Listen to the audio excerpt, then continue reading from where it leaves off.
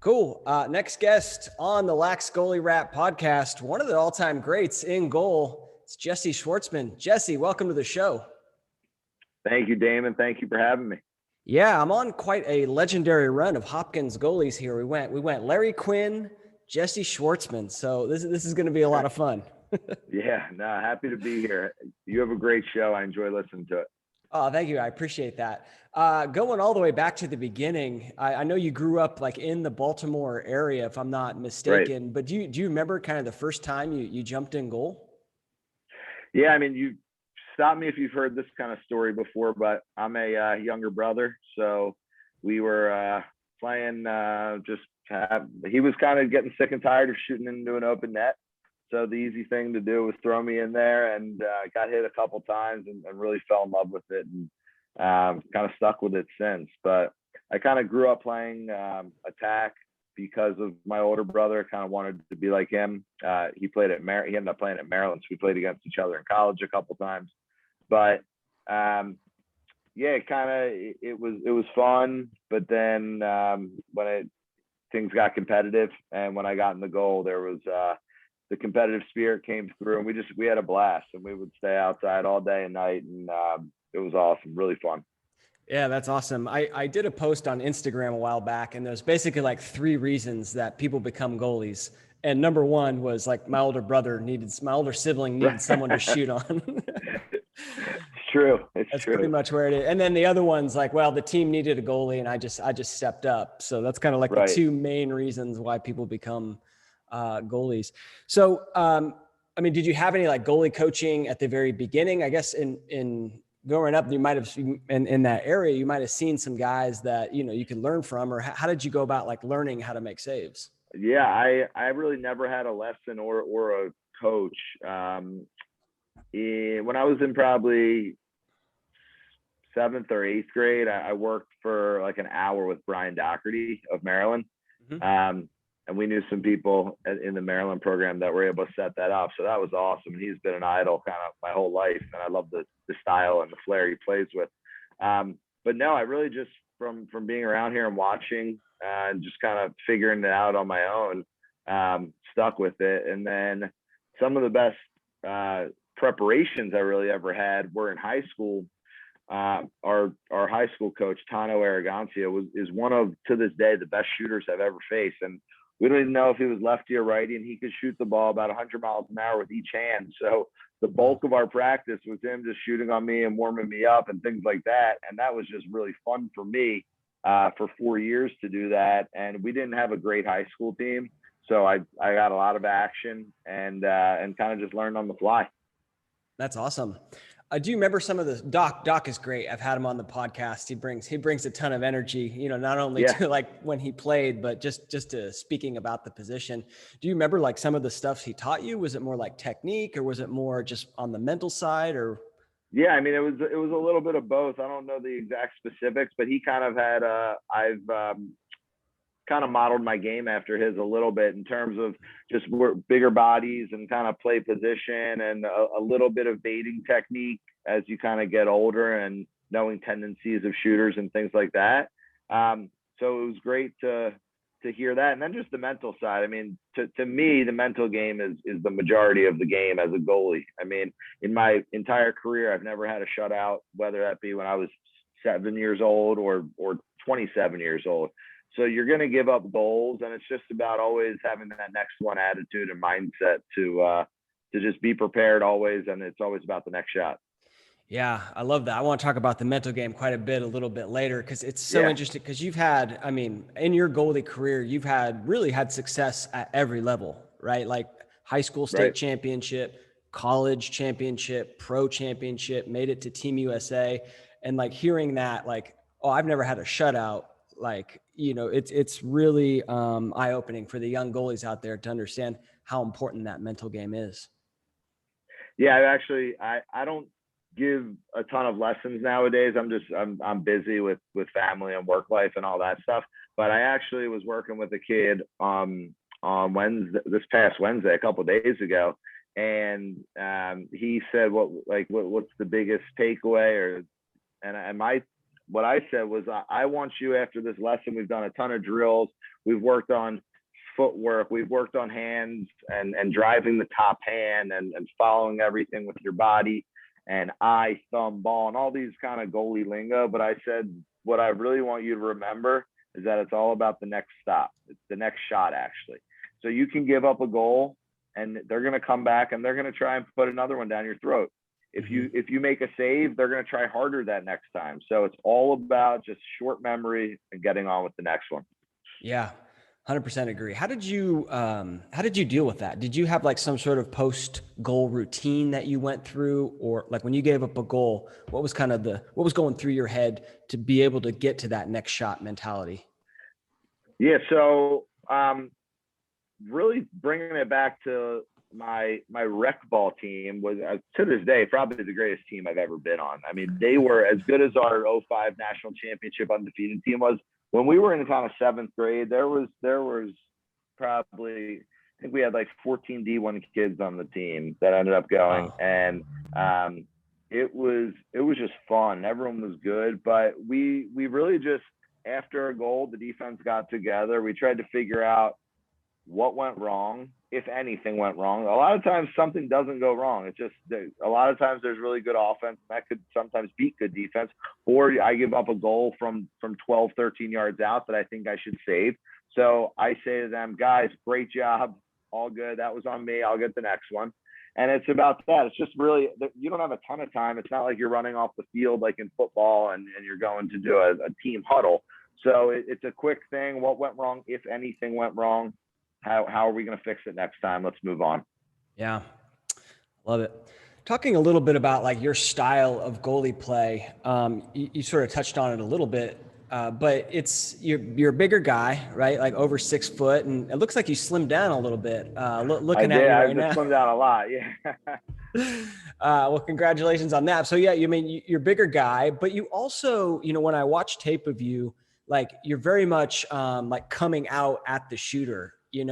And like yep. When the shot's imminent, like I'm going to step out, I'm going to cut down that angle. Where did you learn, that style of play? I just kind of evolved as time. I changed. I remember in college, I did a lot more of that and really kind of when the shot was about to creep out a little bit to be able to attack that ball sooner. And like you said, cut down angle. And also for me being bigger, it was a perception thing in my mind for the shooters. So if you're looking at the cage and you see a lot of net, that's going to change your thought process of where you're shooting and how you're shooting and whatnot. So I would kind of anticipate that and almost bait a little bit to either come out so they don't see as much net, or shift a little bit to one side so they see more of that side and they think that they're going to shoot there, and then just kind of be able to react and make that stop.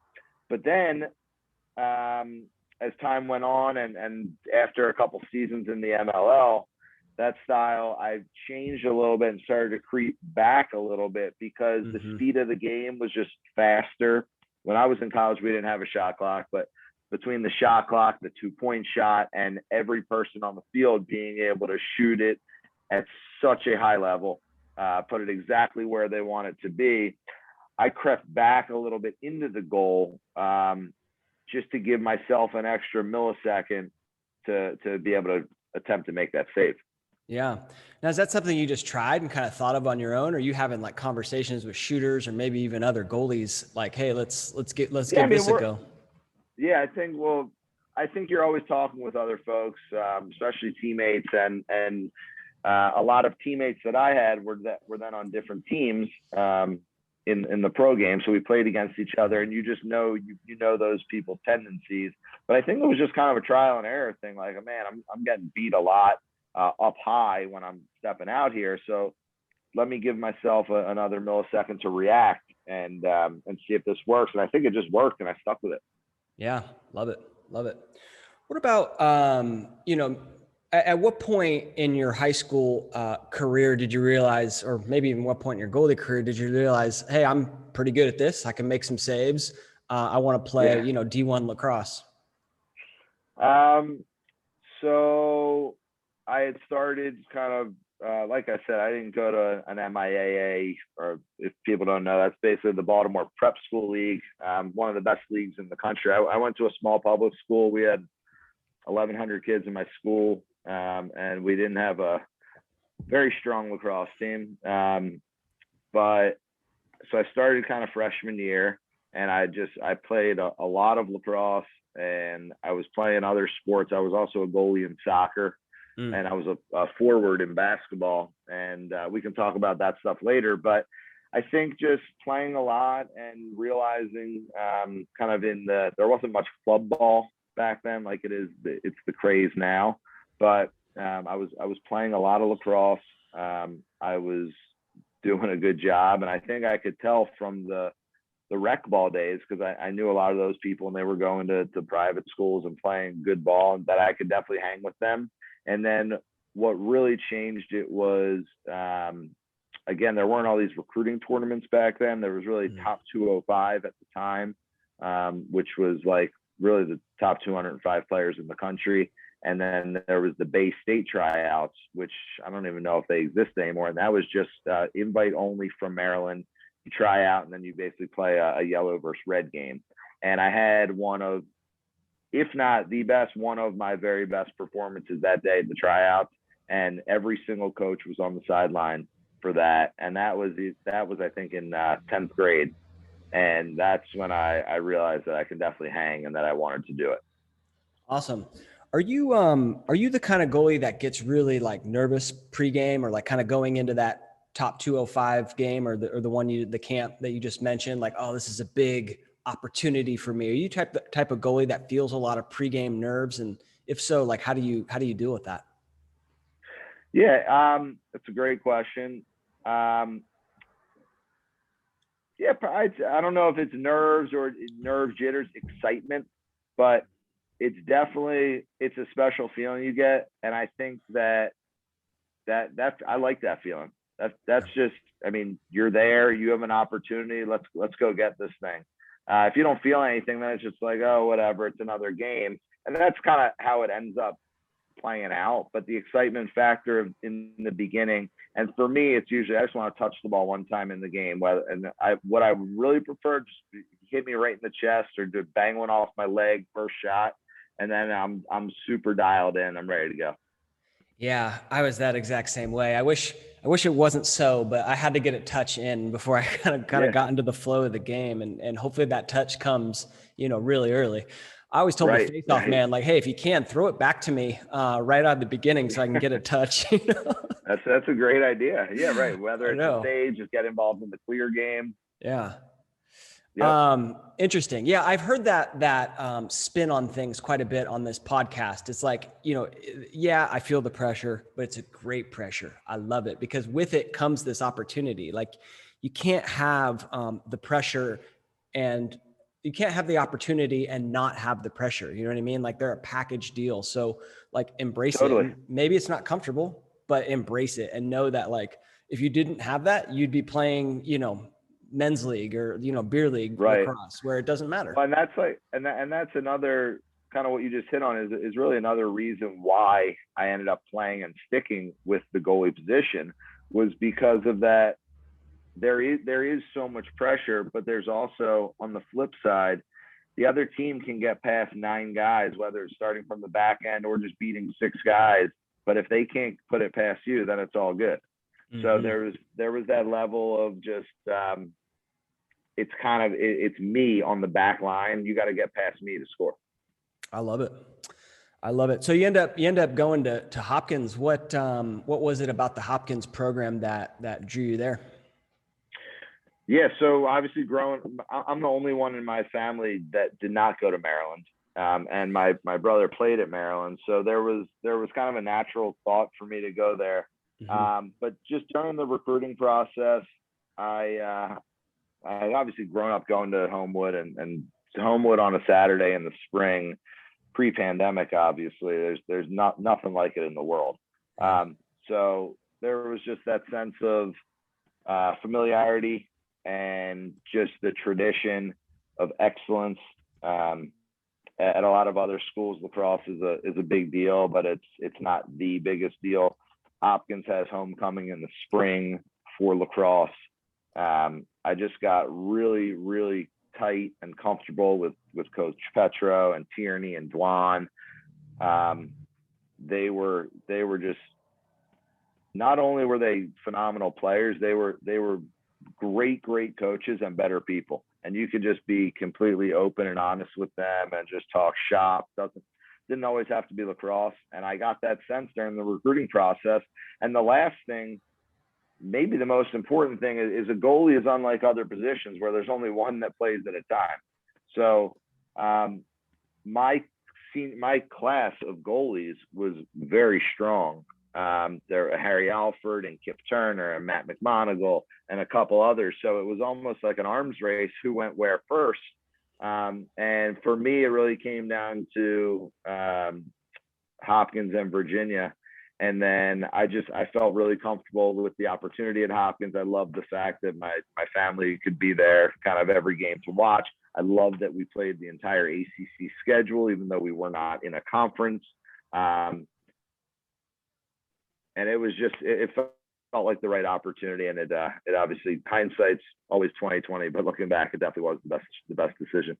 Yeah. Well, 2005, you guys ran the table, which has got to be a pretty special season. I can't remember. I need to get some podcast researcher guys to like hand me little research tips. Like, has anyone done that since?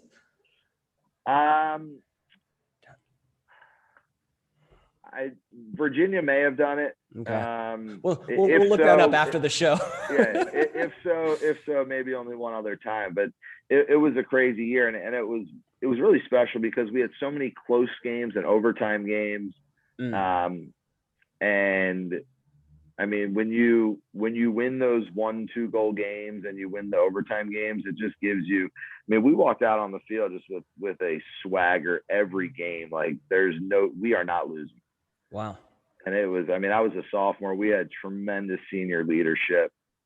We had guys kind of from all different classes play and contribute big time. And it was fun. It was very, very fun. I mean, practices were intense and we were battling. The defense did not want to give an inch. I mean, there were times where coaches kind of had to tell us to pull back a little bit because we were going too hard kind of in season late in the week, and just cautiously for injury purposes. But it was fun. I mean, we were slinging the ball around on offense. We had horses at every position, and it really showed on game day. It was a great thing to be a part of and an experience I'll never forget. Yeah, I imagine. So basically, by the time you go out there in the finals against Duke, like, I mean, you're not feeling any nerves. Like you've been there before. Like your team's you're anxious to get out there and play and kind of show them what you're all about. Yeah, I mean, we had been there before. We were there the previous season in the championship game or in the semifinals. We lost to Syracuse.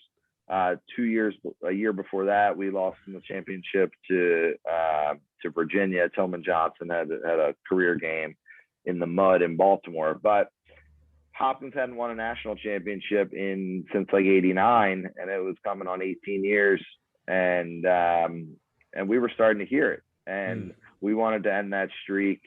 And so no, pressure, I don't know if the right word, but there was just an opportunity to do something that so many before us had wanted to do and tried to do. And it's not like they didn't want us to win because they didn't get to. There was none of that.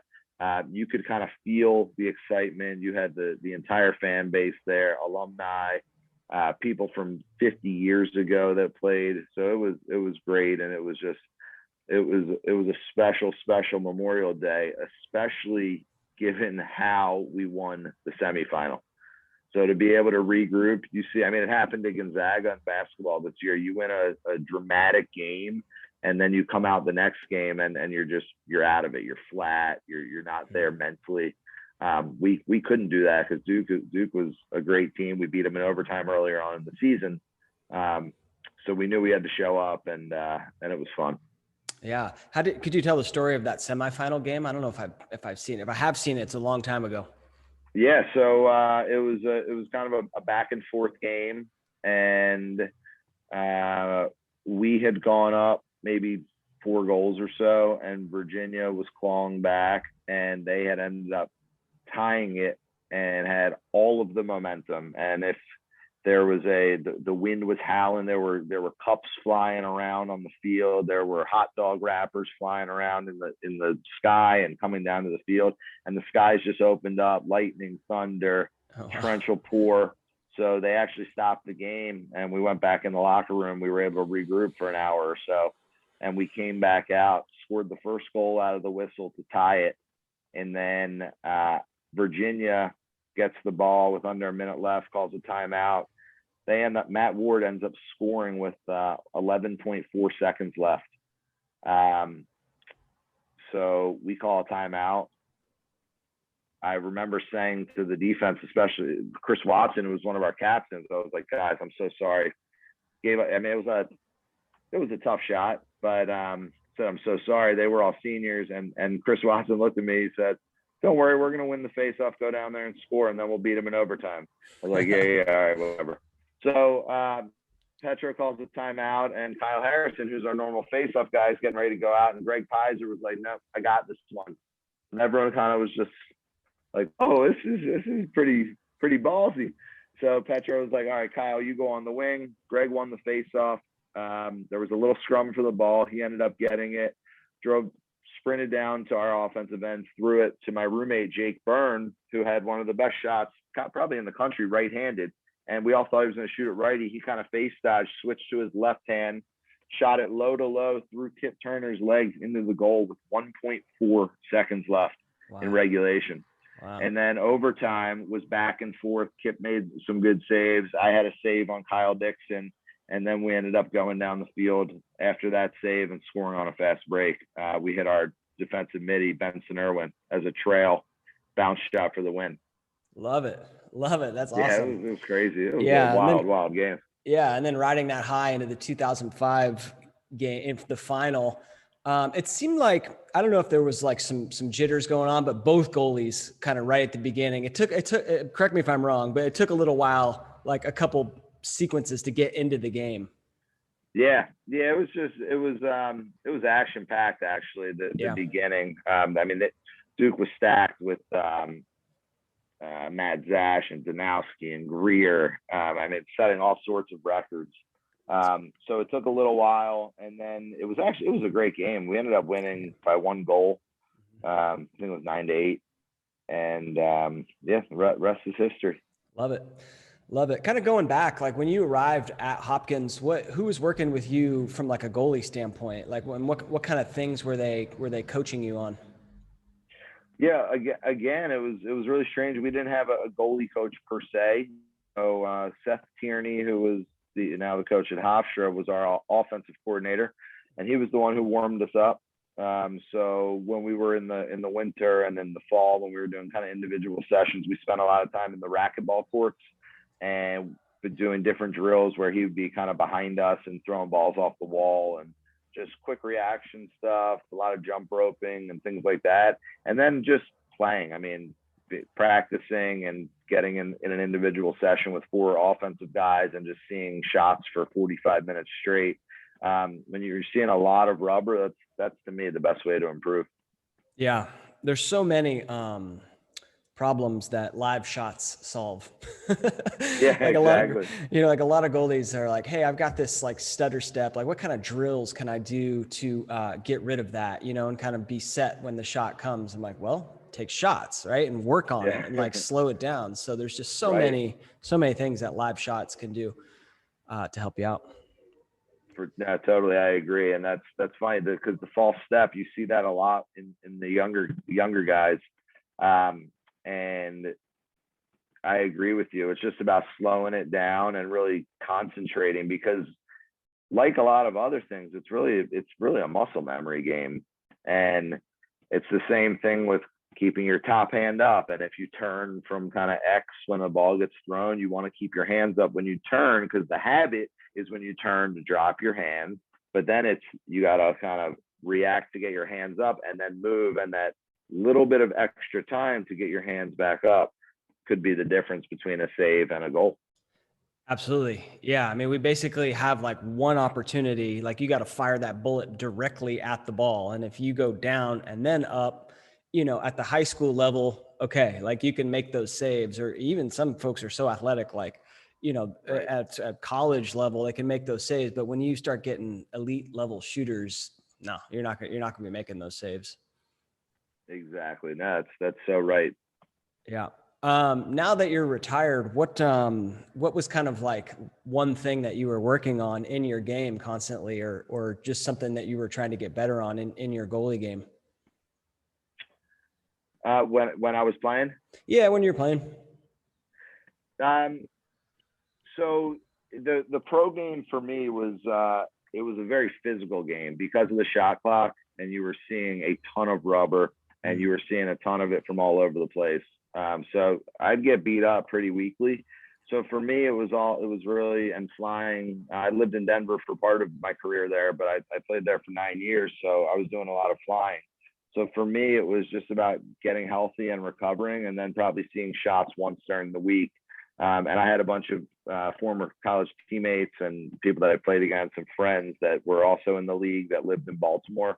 So we all kind of worked out and shot around like that together. So for me, it was really just about getting healthy, getting prepared for the next game, and then just seeing shots once a week before I got to that game location to stay sharp.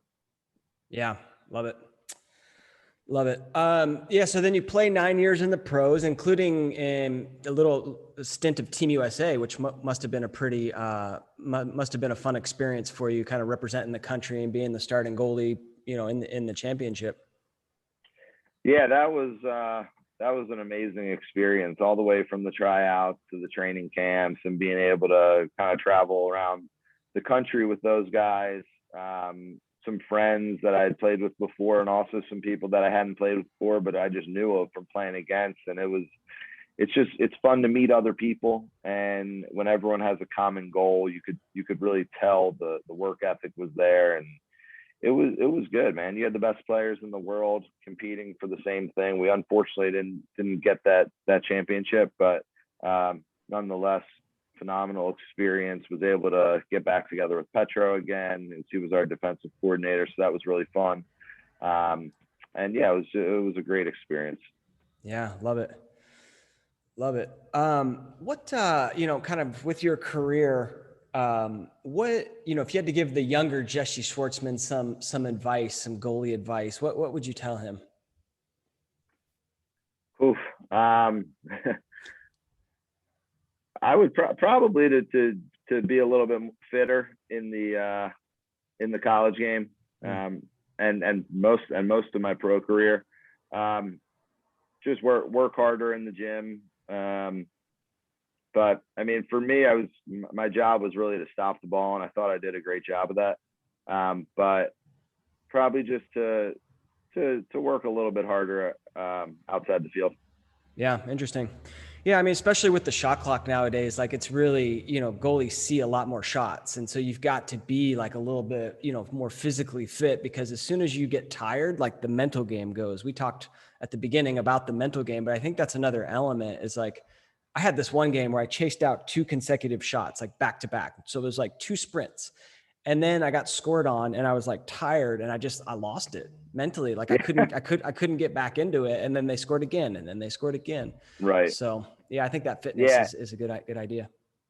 totally. And along those same lines, for me, being you're the quarterback back there, and you're the leader of the defense. So that is a huge responsibility, and it's constant communication, and it's not talking like you and I are talking. It is yelling loud. I mean, when there's Yeah. 10,000 people there, you need to yell so your defense can hear you every step of the way. So I mean, that part is not only, I mean, that's mentally draining, because you have to be so confident in your preparation that you know what to say. And that's what I think. Speaking of the mental game, I think a lot of goalies don't talk as much because they're not sure what to say, when to say it, and those kind of things. And to me, I thought that was always the best part of my game. Um, and it was really just about the confidence in yourself, in your pregame preparations, knowing what to expect, knowing when you see how to change your defense. And it's just drilling and drilling and drilling and doing it all week, and putting in the extra work in the film room to be able to have that confidence and the ability to really lead the defense in the correct way. Yeah.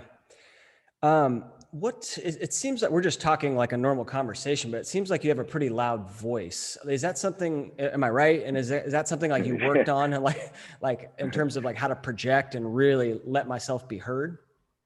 Yeah. I mean, you learn quickly when your person like 15 feet away from you comes in after a goal. And I was like, dude, why didn't you do so-and-so? Like, I didn't hear you. You're like, all right, well, I better do a better job. Yeah. And it was really talking from kind of the diaphragm and expanding it. And yeah, I've always been a kind of loud, boisterous person, so that wasn't too hard for me. I love it. I love it. Awesome. What you mentioned you don't coach much these days, but when you do, like, or if you were to coach a new goalie, how would you go about doing that? It's kind of your style of coaching. Yeah, so I always start with a little bit of a warm up, even for someone that I've never worked for before. I think that gives me the best sense without you can't see unless you're shooting on someone, and everyone has a different style of play and a different stance. So I never really, I don't really change someone's style or stance. I give tips and recommendations, and if you want to take them, great. If you don't, that's all good. But I think everyone, when you're in the goal, you have a common goal, and that's to save the ball. So whatever you can do best to save the ball is fine by me. I'm there to help you get better, work on specific things if you want to.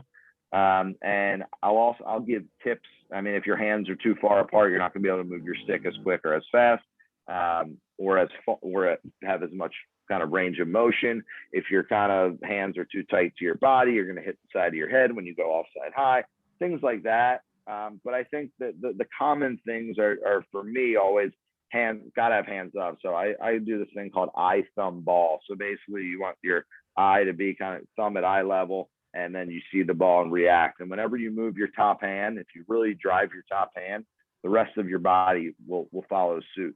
And if it doesn't, you'll fall. So it's really about a drive with your top hand and a follow with your body, and memory. But I always start with a little warm up, a little hands drill. Just put our stick down, hit all the spots. Then I shoot, and then we go into a couple kind of different footwork drills and hands drills. Then we always end with some competition, usually a best set of 10 for push-ups. Ooh, love it. Love it. Yeah, got to introduce that competition. That's right. Yeah, I was taught the eye thumb ball thing too when I was learning, and I was looking at video of this goalie. He sent me some tape the other day, and his hands were like kind of like chest level, and I'm like, that's really low. Like, you got to get them. It doesn't necessarily need to be eye level, but like they got to be, to me, they got to be within your field of vision, because you're seeing this projectile come at you, and like, if my hand is right there in my field of vision, then boom, I can just drive, in my opinion. Yeah, I agree with you wholeheartedly. I mean, to me, when your hands are low, there's always that sense when the shot comes to put them back up. So for me, that was just an extra step that was unnecessary, and an added movement that slowed you down, really. Mm-hmm. So yeah, I definitely agree. It doesn't have to be at your eye, but it should be somewhere in your projectile where you can see, because right when you see that, you got to react. Yeah. You mentioned playing other sports, basketball in particular. What about playing basketball helped you as a goalie? Yeah, well, first of all, soccer was, I played soccer my whole life, and that was that soccer is just a great sport. I mean, you need a ball and some grass, really. You don't even need the grass, but you need a ball and you can play. And that's why it's probably the most popular sport in the world by a mile. But for me, it was just being on a team was fun, getting out of the house, running around. And I played offense in the beginning of my career, but it's kind of a similar thing. And I ended up being in the goal in soccer, and just when you can see everything in front of you developing or breaking down, it's a cool thing, and you really do some problem solving out there. So it taught me teamwork. It taught me communication. As a soccer goalie, you're constantly talking to your teammates and your defense, and it taught competition. And then basketball is very similar, and for me, that helped with really learning defense better. Because as a goalie, you're just kind of in the crease. You see everything happen, but you're not doing that stuff, and you're not switching picks, and you're not hedging picks and things like that. So for basketball, it was really fun because you're in a more confined area, and it's nonstop movement, and it's teamwork, and it's communication, and it's just, I mean, basketball was fun. You get to body up people, and it was great. Yeah.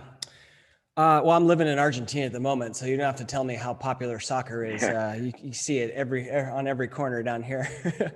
Exactly. I was going to say about basketball too. I mean, there's also certain movements, like when I watch you play, and any goalie for that matter, that like are, to me, direct from basketball, like sort of a drop step to kind of move on the arc, and then kind of a little, what's it called? A jump stop, to kind of get set in that position. So I think those are two very similar movements that you can learn in basketball. Definitely.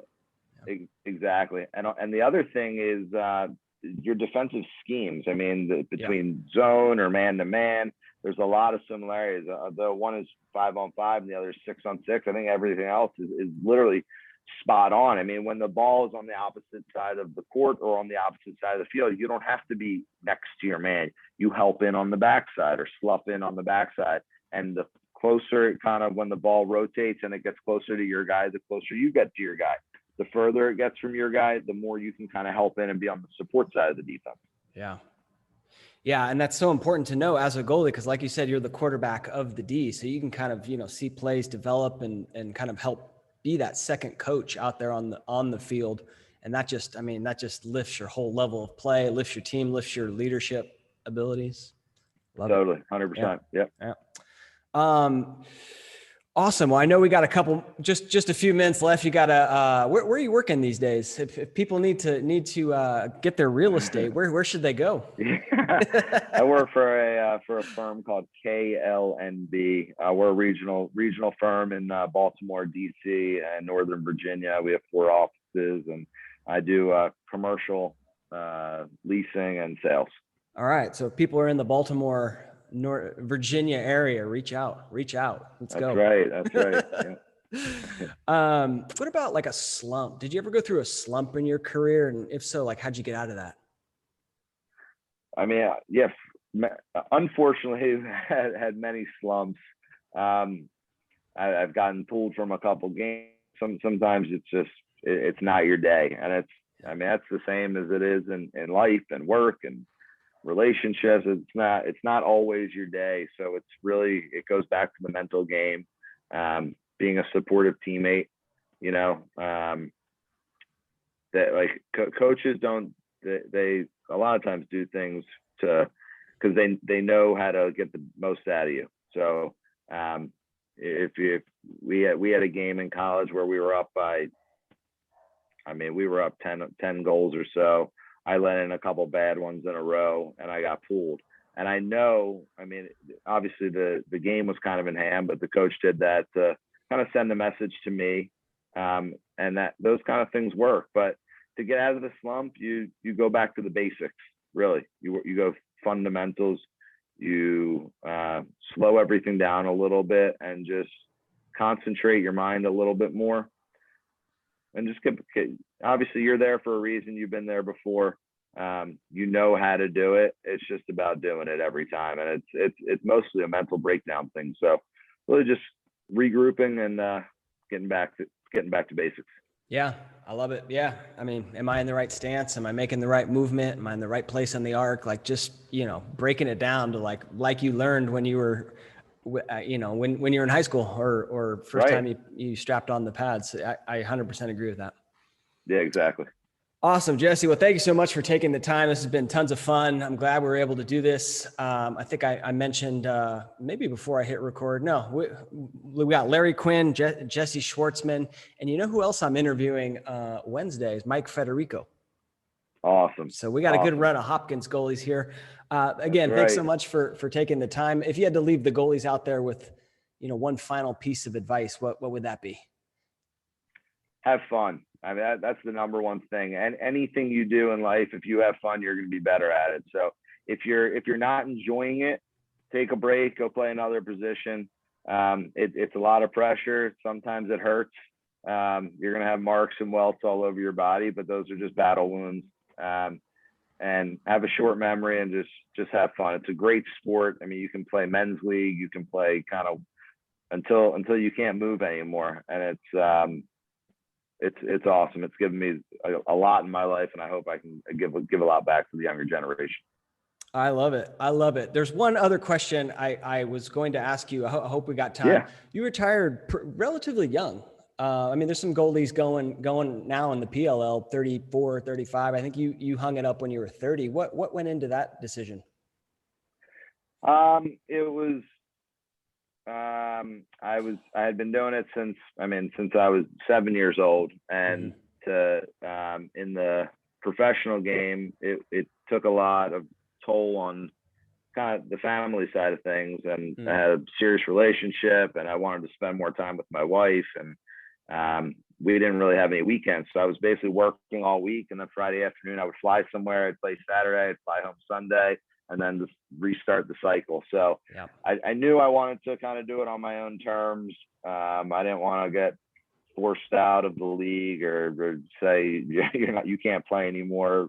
So I knew I still had it, and I wanted to play. I could still play, and I was happy with what I had accomplished in my career, from a little guy through college and my professional career. And that was it. I mean, the people in Denver were so good to me, and I still am very close with a bunch of those folks. They took an opportunity on me, and they gave me and my family more than we could have ever imagined. And I think I did right by them, and I left them in a good spot, and they ended up winning a couple championships. So maybe it was me that was holding them back all those years. I don't know. But no, I wanted to, there were some things in my life I wanted to do that I couldn't do and couldn't really devote my whole mind to when I was playing. And I knew I didn't want to half-ass anything. So makes total sense. Yeah. Well, congratulations on a great goalie career, and thank you so much for coming back to kind of share your story and give some tips to those young kids listening. Do you do the socials if people want to get a hold of you? Are you on those at all? Yeah, I am. Schwarty19, SCHWARTY 19. Awesome, Jesse. Thank you so much. I'll let you know when this comes out. Thanks, Damon. All right. Take care. Bye-bye. Bye. Thank you, Jesse. That was awesome. Yeah. Thanks, buddy. Yeah, really appreciate it. Like I said, I'll let you know when it comes out, and have a great day. Great show. Thanks, man. Bye-bye. Yeah, take care.